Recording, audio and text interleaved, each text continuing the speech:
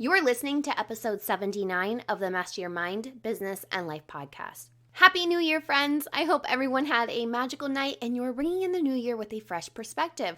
When I thought about 2020 and the episodes I wanted to bring you, I actually went back to your feedback to make sure that I lined up guests based off of your requests. And let me tell you, your suggestions did not disappoint. I was able to secure many of the experts for the topics that you hit me with, and I am excited to share them with you over the next couple of months. And let me just tell you that this month's lineup is straight fire. But before I give you the details on what to expect for the next month, and of course, today, I've got some changes to hit you with. First things first, the show has gotten a little facelift. The original cover art for the podcast was a colorful brain, and it also had the podcast name. But after much consideration, I decided to attach my face to the podcast. I put this off for so long because, well, it felt a little vain to me, but a mentor told me, it's your show, own it. So one way for me to do that was to really step into it and change the cover art. A little shout out to Kayla Coslow Photography for hooking me up with a photo shoot that so closely aligned not only with my brand, but my true self. The album art isn't the only thing getting a branding facelift. Most people know that over the last year, the Mind Biz Life Facebook and Instagram accounts were full of colorful memes that provide these 3 lines of text and they rotated colors, right? Well, I've always gotten an enormous amount of compliments on how colorful my feed is. But sometimes I want to write way more than those 3 lines would allow, but I never really want to throw off the visual component of what those memes were, right?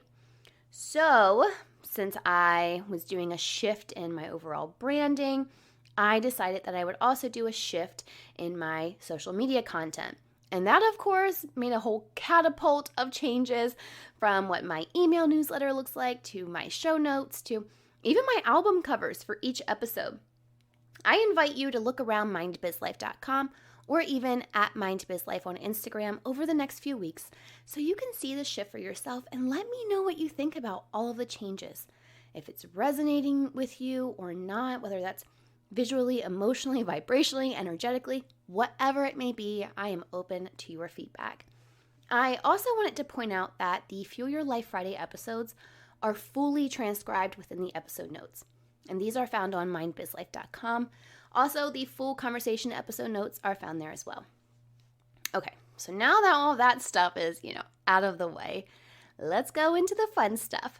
The majority of January will be filled with conversations that are all around the energy of 2020 and what we can expect, from astrology energy forecast to a twin flame energy forecast to the moon cycle forecast.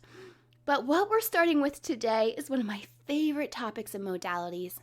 And I had to bring back my favorite expert on this topic, the Practical Numerologist, Felicia Bender. Felicia joined me to discuss what we can expect for 2020, which is also a 4-year, and how you can calculate your own personal year number, plus you get to learn what that means for you. So are you ready to nerd out on some numerology? You know what to do. Tune in, turn it up, let's go. You're listening to Master Your Mind, Business and Life. Conversations with everyday world shifters, truth seekers, and rule breakers. Here's your host, Lauren Smith. Hey everyone, it's Lauren Smith. Welcome back to another episode.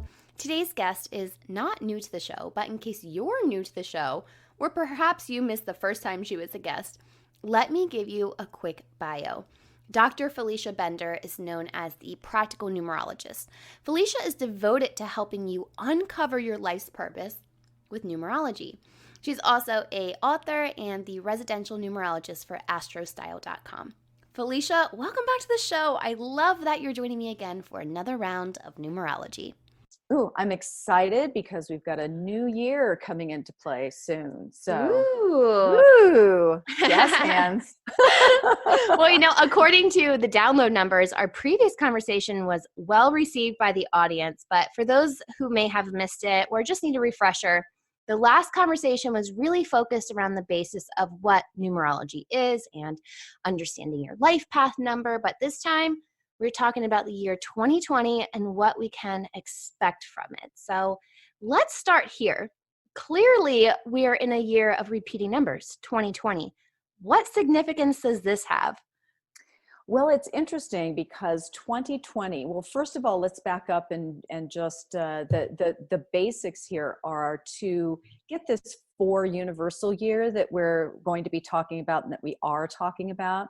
In numerology, it's always this very, very simple math problem, right? So just so to avoid confusion at the get-go, 2020 as a year, so what we'll do is add that together as a little math problem. So 2 plus 0 plus 2 plus 0 equals 4. Okay, just pretty easy, but sometimes it's confusing. It's like, where'd you get the 4 anyway? Right.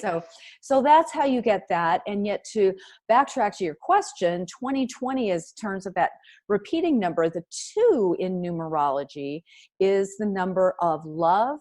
It's the number of patience. It's the number of group dynamics, mediation, peacekeeping. It's all of that very, all about the group energy, basically. And what I find really fascinating to even think about is that we are concluding a decade, right? Right. We're going into a brand new decade, and that to me really indicates from this repeating, the 2020. Also, numerologically, the 0 is an intensifier. Okay, so when you see it show up, particularly in this reason, it's like turn up the volume, Right. So and turn up the volume with every love song that you've ever have on your playlist, because it really, the focus is on love and on peace and everything else. And it's interesting to even think about moving from the 1900s, that those decades into the 2000s, because the 1900s were really all about self. Yes, the 1 is all about me. And now we really are moving into a unit of time universally that is more focused on expanding our idea around us, right? And that seems to be the thematic, doesn't it? I mean, that we're all talking about, globally, we got to really pay attention that we're not all little islands. We are all interconnected. Right. And this has really become such a thematic. So for 2020, it really is an intensifier around the number 2, around love, diplomacy, all of those issues. And yet when we bridge it over into the 4 universal year, and that is an energy that we all are feeling globally, numerologically speaking. And so it is a kind of an umbrella energy that we will all be experiencing. So let's talk about the 4 then, because the 4 is very different from the 2 and the 0. So what kind of energy are we getting from the 4 year? Well, there's the rub, right? So the 4, and I don't want to give the 4 a bad name, okay, before we go, just my disclaimer, I love you, 4.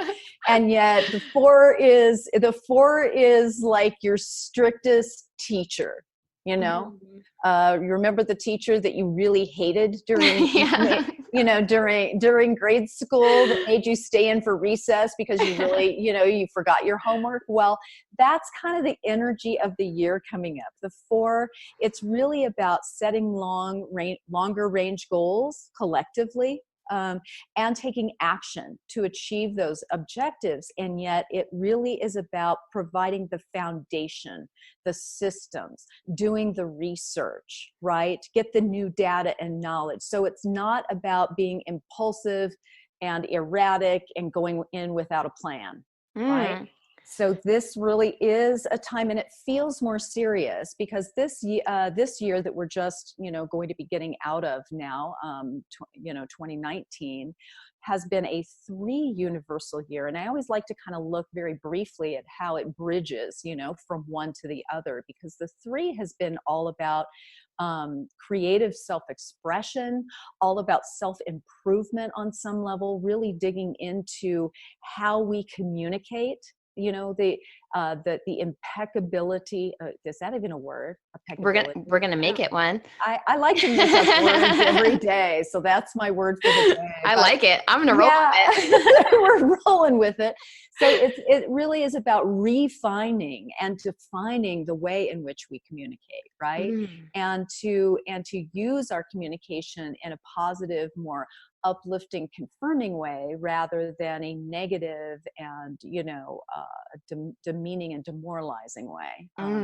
So it's been an interesting year for that, again, collectively. And so now we're kind of bridging that self-improvement or the exposure of those soft spots, right, that we have collectively in terms of how we communicate, how we express creatively, all of those things. And now we're moving it into, let's take some of those things that were created this year and move them into next year. And just to contextualize it, I would just kind of pull an example out of the air, which would be, Greta Thunberg, who has come over from Sweden, the young woman who, has really made waves, pun intended, I guess, with literally, with the climate change conversation. And, it's a very interesting, so now we have that idea, and now we have action and the creativity and the galvanizing of that. Now what are we going to do with it?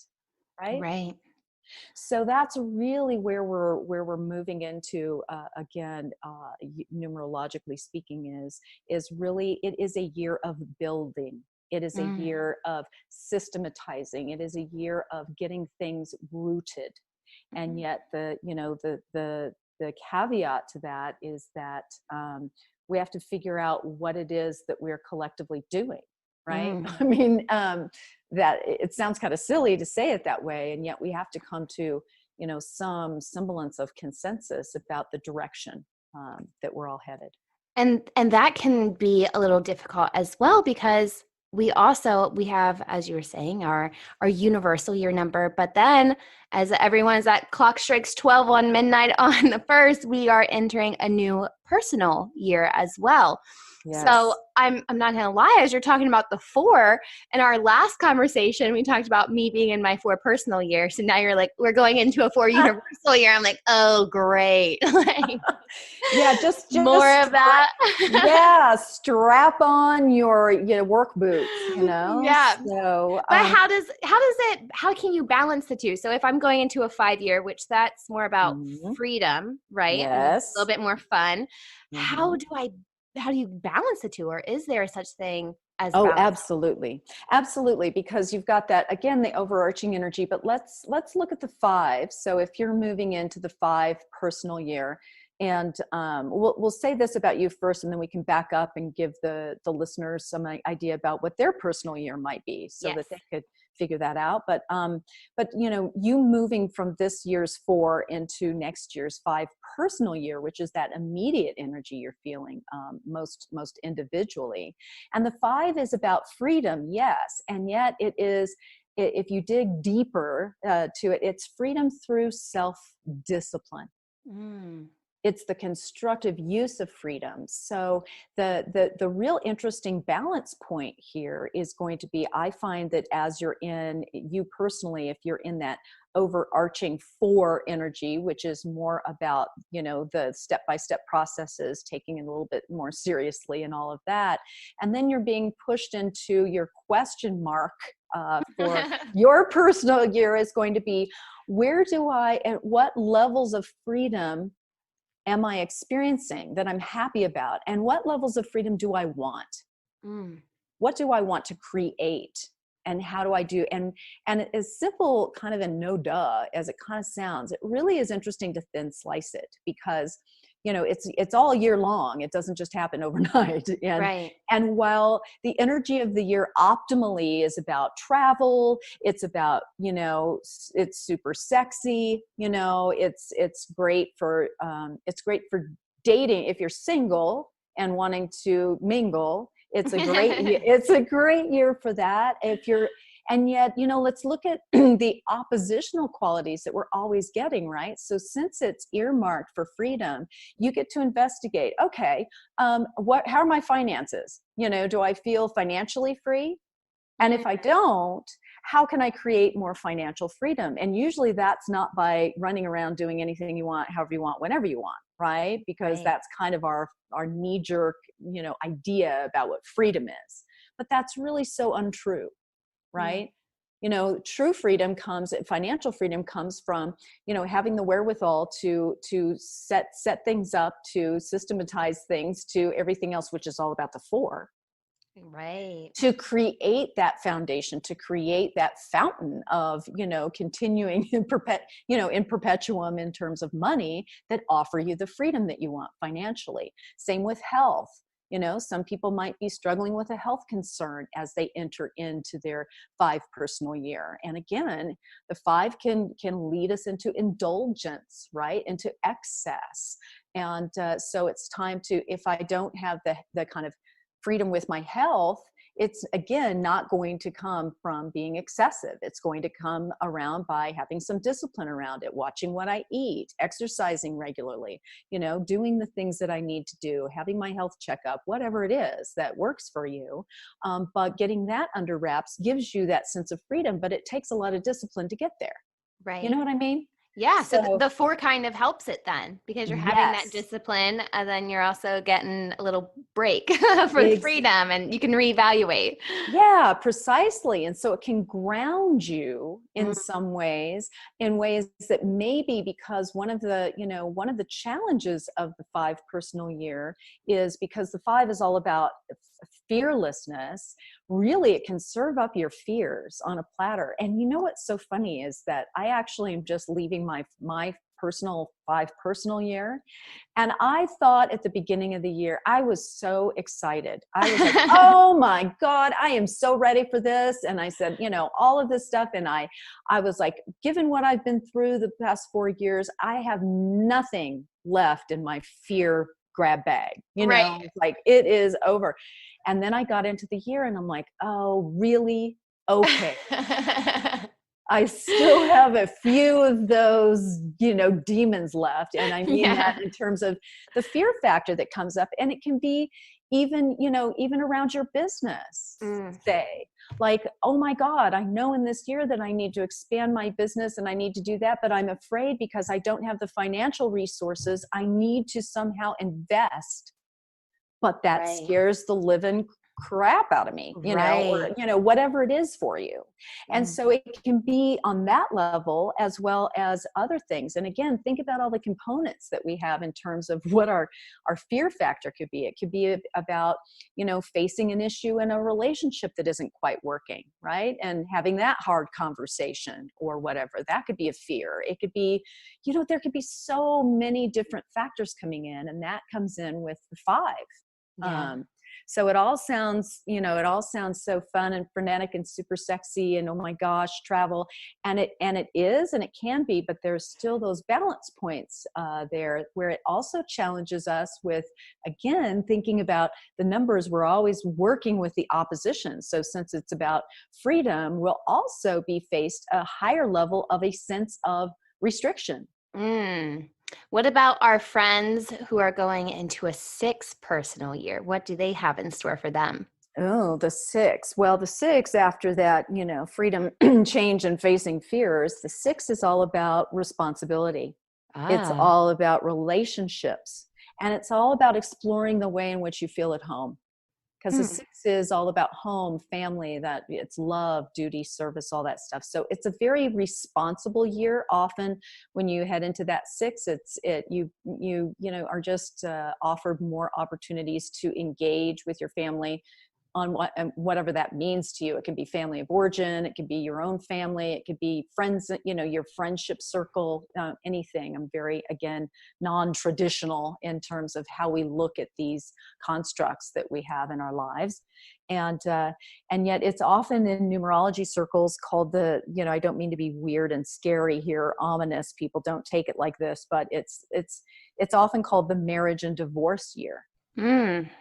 So it's, if you're, if you're wanting to create a solid, steady, for real keeper of a relationship, it's often a good year for that. It will, can transpire. The energy is supportive of that.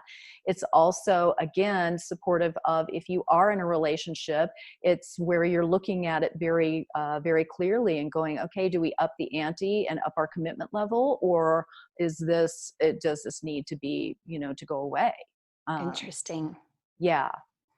Interesting. So, sounds like sixes can be quite a doozy. So if you're rolling out of the 6 and going into the 7, what do you have to look forward to?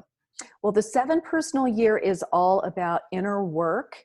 It's about knowledge gathering and really digging deep, personally, emotionally, spiritually, psychologically. It really is kind of a, numerologically speaking, it's often kind of referred to as a pausing time. It's like you push the pause button on your life, and yet it sounds great, doesn't it, that way? Yeah. Of course, life still happens. Life still happens, and yet a lot of internal probing. This is a year where it's really about planning. It's about introspection. It's about data gathering. So it's really a time for planning rather than doing. So that's the magic for me about numerology. It's like we're often just feeling it anyway, and yet to have the validation around that. So for instance, often people will come to me and they're so frustrated because they're in a 7 personal year and they're sending out all their resumes and they're, on LinkedIn and they're going on interviews and whatever, and they're just not getting the job. Or whatever.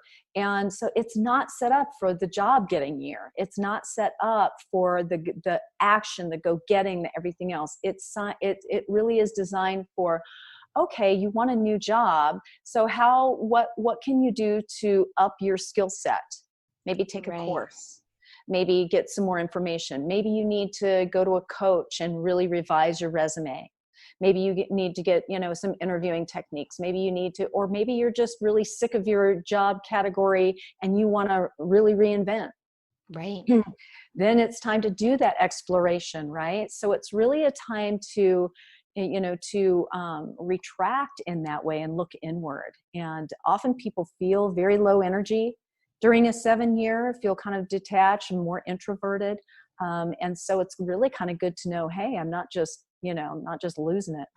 Yeah, absolutely. Yeah. Like, thank goodness there's a reason behind this. And maybe if for someone who is going into a 7 year, this could be a really good indicator of, hey, I need more self-awareness in my life. And absolutely. And just, to bookmark that for a second, let's talk real quickly about how to calculate your personal year. Yes. Yeah. So that as we go along, you can understand what year you're in now and what you'll be in next year. So it's a very easy calculation. We take the month of birth. So let's just say July, that's a 7. And the day of birth, let's say if you're born on the 25th, you take the 25th. And then you don't use your birth year, okay? That does not apply to this calculation. What you will use is the current year, or whatever year that you want to know what personal year you were in or going to be, right? So if you want to know what personal year you were in 1999, you can put 1999 there, and then you can figure that out. And yet for our purposes, we're going to use 2019 because that's where we still, let's use 2020. Let's use 2020 because that's our theme for today. Yeah. And so in that case, it's just a very simple math problem. July is a 7, so you put down 7. The 25th, you take the 2 and the 5 and you add that together. So that's a 7, another 7. And then you take 2020, add that together. We already know that that's a 4. And so then you add those all together, the 3 numbers together to get your personal year. So 7 plus 7 is 14, plus 4, 15, 16, 17, 18. And then we always continue reducing to a 1-digit number. And that is 1 plus 8 equals 9. So if that were your birthday, 2020 would give you a 9 personal year. Yeah. So be sure to grab your calculators. Pretty easy math. And I'm no good at math, but I can do this. Me too, actually. Yeah. Yeah. And so, and interestingly, so that 7 personal year is often it's a very turning point year. I often find Mm. it rivals, speaking of the 9 personal year, the 9 in its, I don't want to say difficulty. I want to say in its learning curve, kind of Oh. its cosmic learning curve. It will hand you some of your deeper issues. Mm. And yeah, and I often find that sometimes during a 7 personal year, things happen more ways we would consider happen to you, Ah. rather than you instigating them. So instead of you leaving your partner leaves you. Mm. Instead of you quitting your job quits you. So Yeah. you get, or other things that really challenge, or maybe the death of a family member or a friend or someone, and it just brings up those deep questions, like, who Right. am I? What is my, what is this all about? So it brings that up. And then of course, you get to have a totally different theme. And I do call it knowing the theme to your party, after all, because it is fun to know it that way. So Yes. after the 7 personal year, the 8 personal year is very, very different. It is the beginning of it's what I call the beginning of a 3-year push time. It Ooh. really is the beginning of a transition cycle, a 3-year transition cycle. So anyone who's moving into their 8 personal year is in the 8, the 9, or the 1. These are intense years. Mm. And when I say intense, I don't mean that in a bad sense at all. They're very transformational, very transitional. So the theme for the 8 personal year is financial growth. It's personal empowerment, and it demands some endurance. So it's really a testing year, but it is at the get-go, it will test your sense of yourself and your empowerment. So it's really interesting. It's a financial gain or loss, or a little bit of both year. It's kind of you reap what you've sown during this year. So if you've been working concertedly toward doing well in that way, you often get some, it often blossoms and gives you the rewards for that. And if it's just the opposite, you get the losses that go with that, right? Mm. And so you have to really work at not getting into that whole victim mentality, right? Of, Yeah. oh, why does this always happen to me? It's like, well, one of my daughter's favorite memes, and I think it really applies here, and it just makes me laugh, because we have to laugh, right, as we go along. Yeah. No matter what. But her favorite meme is, well, if it isn't the consequences of my own actions. Right? Oh, I love that. Oh, so you might want to tape that to your mirror in an 8 personal year, because it does test you in those realms. And often you'll go to bed every night, wake up every morning thinking about your bank account, thinking about your money, thinking about finances. It's a great time to, again, get that new job, expand yourself in that way. So all kinds of things can happen in that realm in the 8 personal year. And then you bridge into the 9 personal year, which is the end of a personal year cycle. Yeah. So you don't go to 10, right? You just bounce back to 1. Yes, exactly. So in a 9 personal year, it's a conclusion year. It's a time to wrap things up. It's a time to let some stuff go and make room for the new. So it is that finalization of this 9-year cycle. And I don't know if you're into astrology or not, but I kind of think of it kind of like an entire year retrograde period, in terms of looking back, reviewing, seeing where you've been, where you want to be, it's a surrendering year, where again, things need to fall away, things need to be completed and, kissed goodbye, in order to make some space for the new stuff. But the real issue with the 9 personal year is that, and I use this example because I think it's so true, overarchingly about the 9 years. So metaphorically and sometimes literally speaking, the 9 personal year, how some people are in a marriage or in a relationship, it's not working, they are going to break up, they're going to leave it, and yet they won't leave it until they have somebody else waiting in the wings, Yeah. right? Yeah. To bring right in. Well, the 9 personal year literally and figuratively will not allow you to do that. Oh. You've got to get the divorce. You've got to, again, metaphorically speaking, you've got to let it go, and you've got to hang out in that liminal space for a little while.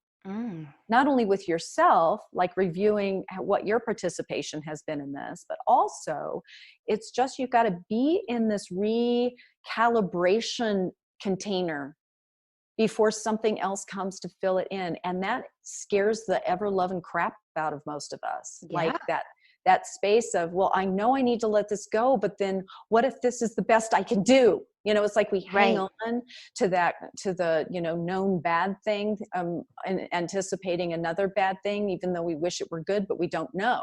Right? We can't touch it, feel it, and understand it.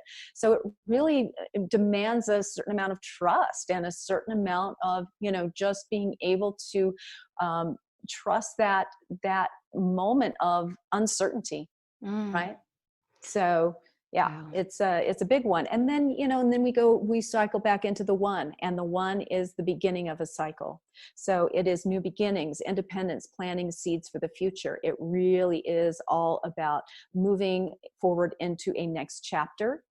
And then the 2 personal year is patience, love, networking. It really is kind of designed as a little bit of a resting period, ostensibly. Oh, good. After those 3 years. After those 3 years. And then the 3 personal year is self-improvement, communication, creativity. It's a very creative year, but it can also offer up, your your communication, your emotions on a platter, right?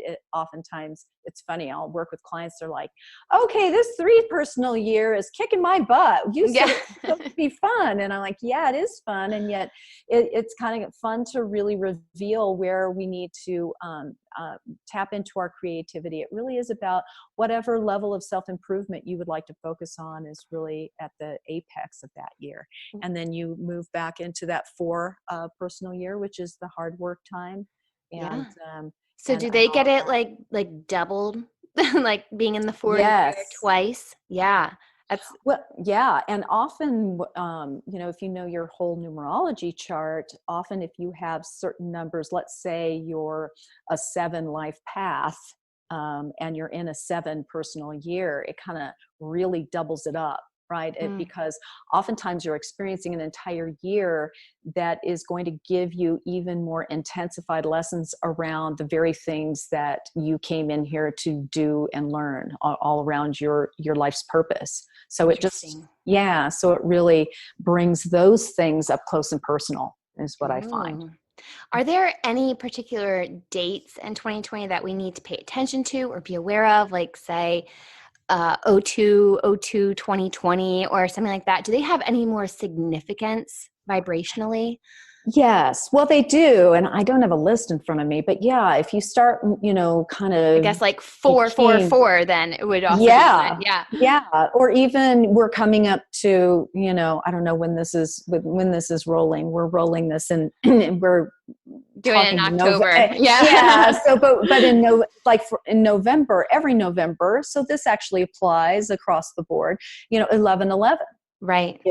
Is a significant date energetically where, again, the 11/11 energy is that open portal, that kind of connection from heaven and earth. And it's a time to really, clarify your intentions, to really, set those positive, positive intentions and motions. So there are some, what I would call energetic portals of energy that happen, but yes, very much so. There, we can look at specific dates and look at what they bring with them in terms of the energy related to that day. I love it. We'll have to stay in tune. And going back to personal numbers, you offer a fantastic resource on your site that I encourage everyone, after you've already calculated your personal number, to go check out.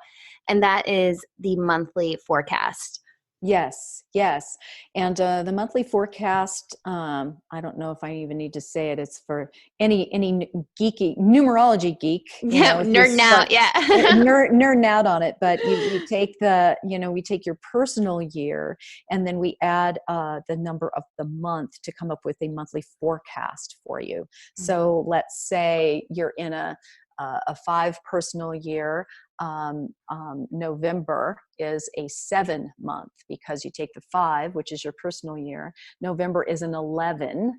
And so we can, again, we can reduce it to a 2. Usually we don't master numbers, we don't reduce, but that's The getting exception. into Yeah. that's getting into the advanced formula here. So we take the 2 and of the month, and then we add it to your 5 personal years. So November is a 7 personal month, and so the energy surrounding you, or the thematic for the month is contemplation, is more about. And again, people feel this pretty intensely, even if they don't know that it's, or hanging around, know that it's operating. And I love being able to just look at tools like this and confirm what I'm already feeling, and then be able to give myself some clues about how to make it more productive, right? And more effective, and make myself feel better, because often what we're doing is struggling against it. It's like, November, if you're in a 5 personal year, is really kind of more of a lower energy introspective time. And if you think that you should be out rawing and staying out, at the club until 5 a.m, probably not going to feel great, and it's probably, you're pushing against something, and you don't know why. You think, well, I should be doing this. But if you look at this tool, it really isn't what the whole month is set up for you. I love this tool as well, because I have a friend, we're different life path numbers, but we are in the same personal year. So we'll notice that while the circumstance may not be the same, the same themes are being brought up in different ways. And it's like, oh, great. So like we can read the forecast, and we're like, oh yeah, this is happening in my life right now.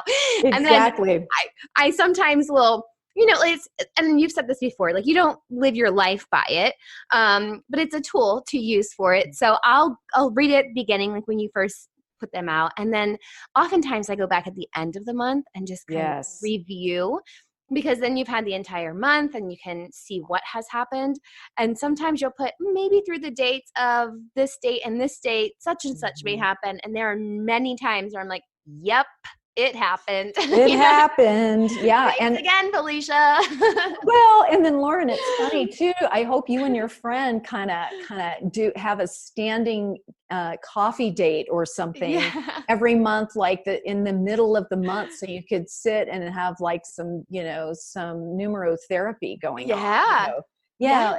And that's the fun part of it too. When you get your friends who are kind of into the same thing, you can start speaking in shorthand and make the depth of your conversations even more connective, right? And again, in more depth, because you can go, okay, how's your 7 personal month going? And how do you contextualize it? And it is fun, again, just like you're saying, it's the same theme but different variations on the theme, and it's really interesting to see how it shows up for people.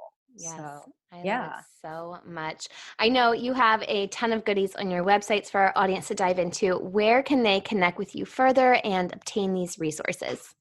Yes, go to FeliciaBender.com, and that's just the portal for everything. Of course, there's YouTube. There's some videos on YouTube. You can access them through my website as well. But on your life path, other things. So if you just want a quick video and kind of get the lowdown on your life path number, there's a calculator there on the website. There's the monthly forecasts. I've got a few books. So just FeliciaBender.com, and you can geek out on your numbers. Yeah, right there. I oftentimes go back to your blog, and then I love that you lay it out so you can calculate your numbers. You give the formula of what to do, which makes it very easy. And then you can just dive right in through it. So I love it. It's a great resource, and I encourage everyone to go check it out. Felicia, I think this goes without saying that you are my go-to numerologist, and I cannot thank you enough for bringing your expertise and light to the show again. Well, thank you. And we'll have to check in maybe mid-2020 and see how it's all working for everyone. Let's do it. Okay, perfect. Thanks. I could seriously learn about numerology all day. I've gotten lost in the numerology rabbit hole more than once. I encourage you to calculate your personal year number, then head over to Felicia's website to score your free personal year monthly forecast. I'm telling you, it is so good. I love reading it every single month. I've linked Felicia's website and social channels on this week's episode notes found on mindbizlife.com. And don't forget that on Friday, a new Fuel Your Life Friday episode drops. And of course, next week, we're getting more energy updates right before the first full moon of the year. And if you needed a hint as to what next week's episode is covering, well, consider that your clue. I'll see you back here either on Friday or next week. But until then, remember, every level of life is an opportunity to grow. Be well, my friend.